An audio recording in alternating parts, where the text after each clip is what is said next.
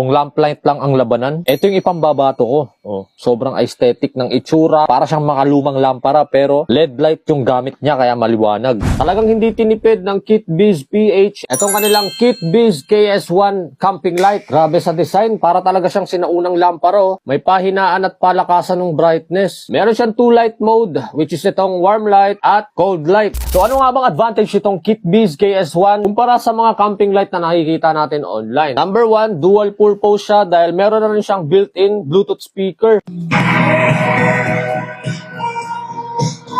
Para ma-minimize yung mga bibit-bitin mo during camping, may dala ka ng camping light, may dala ka pang Bluetooth speaker. Ito, isa na lang, meron ka ng ilaw, meron ka pang speaker. Compact at very handy, pwede mong isabit, pwede mong bitbitin, or pwede mo lang ilapag. Pangalawa, sobrang tagal, malobat. Ang battery capacity niya is 4,000, natatagal ang ilaw ng hanggang 12 hours. At kung speaker naman, depende sa volume, pero tatagal siya ng 8 hours. Up to 3 hours ang charging time niya at kasama na sa package yung charging cable niya na Type-C at dito mo siya i-charge. Meron naman siyang tatlong mode pagdating sa music. Pwedeng via Bluetooth, FM mode, o kaya SD card wherein pwede mong isabay sa order mo. Dahil meron ding available na SD card dito kay KitBiz, hanggang 128GB pa. Since ang main purpose niya is magamit pang outdoor, syempre IPX5 na rin to kaya waterproof na rin siya. Yung maximum brightness niya ay aabot ng 230 lumens, katumbas no ng 25 watts ng regular bulb. Sapat ng paliwanagin yung buong camping tent mo. At kung nagbabala ka nga ng pangregalo, try mo to, baka makonsider mo dahil box pa lang niya talagang premium ang itsura. Since gawa nga to ng KitBiz, ay mararamdaman mo talaga na quality yung product na i-avail mo. Kaya kung gusto mo rin ng camping light na talaga namang pangmatagalan ng battery, napakaganda ng quality, available lang to dyan sa aking basket. Hanggang sa mga susunod na video ulit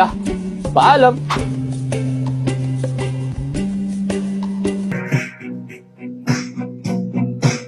At baka